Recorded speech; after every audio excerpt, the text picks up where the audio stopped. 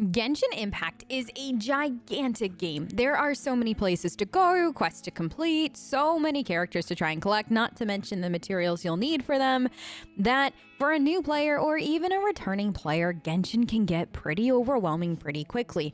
Which is why today I wanted to share with you some of my favorite tips and tricks in Genshin to help make your time a little bit easier. Have you been trying to find something important in Genshin and can't? Try looking up. As hilarious as that is for me to say, I'm actually serious. This is a vertical game, which means you're going to need to either climb mountains, find a way out to the middle of the ocean, or a whole host of other things to do when you're exploring. Or potentially the opposite. You'll need to find a way underground and explore that way. You'll start to notice this more as you progress in the game, like Liyue has some crazy mountains and Inazuma has some beautiful underground areas. So if you can't find something, but it's clearly marked on your map, then that means you either need to start climbing or find a place to fall into. Breakable rocks, those are something. They're equal parts exciting and annoying. Exciting because you can find some pretty important things behind them, like treasure chests, sealies, shortcuts, etc. Annoying because I personally always forget that they exist at the most important moments. You'll be able to see that you're at one when an area of rock looks very different compared to its surrounding rocks. You can use any damage-based ability or just hack and slash your way to cracking it open.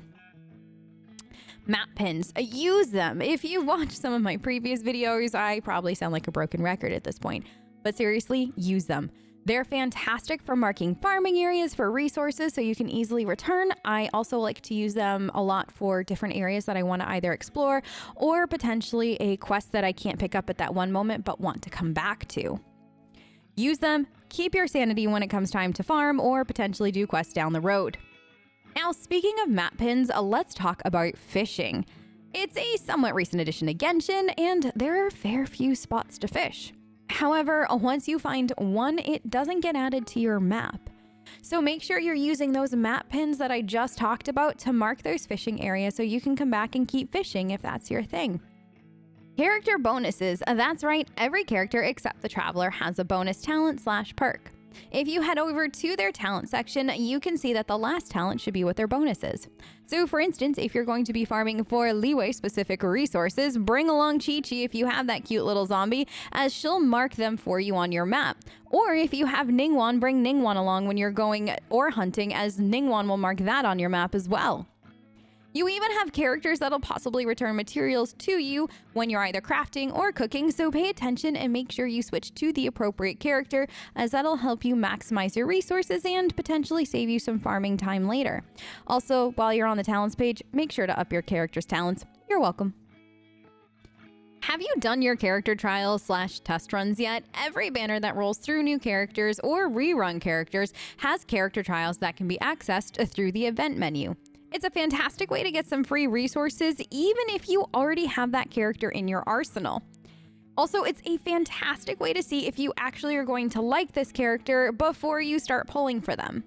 When you're done with the trial, though, make sure that you head back to the trial screen and collect your rewards, as it doesn't automatically get sent to you or given to you.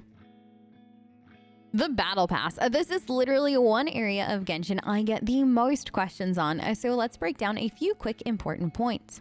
You need to be AR 20 to unlock it, and the Battle Pass in Genshin is on the quicker side compared to a lot of other games.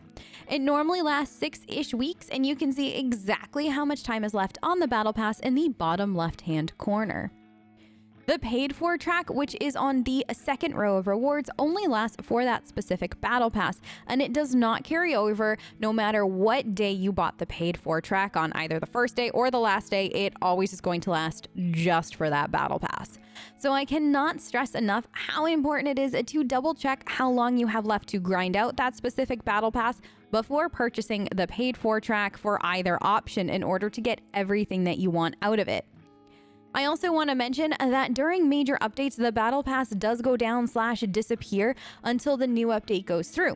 So if your Battle Pass disappears randomly, double check we aren't getting an update that week. Are you on PC? Make sure you hold down that left Alt button to free your mouse on the screen so you can use all the shortcuts in your main HUD. Don't skip your achievements. They're a great way to get some free primos, and some of them are really easy to complete, like finishing up different stories, learning X amount of recipes, etc. Totally worth keeping an eye on if you haven't before. Don't want to play with other people and tired of getting the same someone wants to join your world message? You can turn that off by clicking into the co-op mode, and at the bottom you'll see an option to either reject join request, which will make sure that nobody joins. You can also instead select allow direct join, so anyone can join your world whenever they want, or you can select join after approval only, so you can decide who joins when. The minimap either not rotating with you or you just don't want it to rotate, head to the other section of your settings and select either fixed so the minimap doesn't move, or rotating so it'll rotate with you. Once you unlock the reputation for the major areas, don't skip it, as it'll give you some important items like access to condensed resin, the seed dispenser, etc. You can preview what rewards you'll get for each of the areas at their respective reps. Some pressure plate puzzles sometimes require either a second person to be standing on it or something to hold the plate down. You can use a few different things, but honestly, the easiest and sometimes most convenient thing to use is Amber's Barrett Bunny. It's quick and easy to use and should help you complete those puzzles. Now lastly, and I say this all the time, Genshin is a gacha game, which means you're more than likely not going to get everything you want unless you've got a crazy amounts of cash lying around, in which case, well, have at it. However, Genshin does have some tools on hand so you can plan your pulls smartly and maximize your primos. For instance, you can see your pull history for each banner type, you can see the drop rate for the characters or weapons that are currently available, you can see what the pity is for both 4 and 5-star pulls, etc. So you can do your best to plan when and what characters you do pull for. My biggest advice though would be to not put primos into the standard banner, and that's the one that uses the blue orbs, as all of those characters are in the limited time banner. You'll get some free standard orbs along the way when you, for instance, level a character, completing certain missions, upping your adventure rank, etc. Otherwise though, I'd highly suggest just putting your hard-earned primos into the limited time banner. There are so many other tips and tricks for Genshin, but I think that this is a great place to leave it for now. If you have questions on specific Genshin topics like gardening, the battle pass, etc., check out my Genshin playlist that I'll link in the description of this video. Thank you so much for watching, and I will catch you next time. Bye!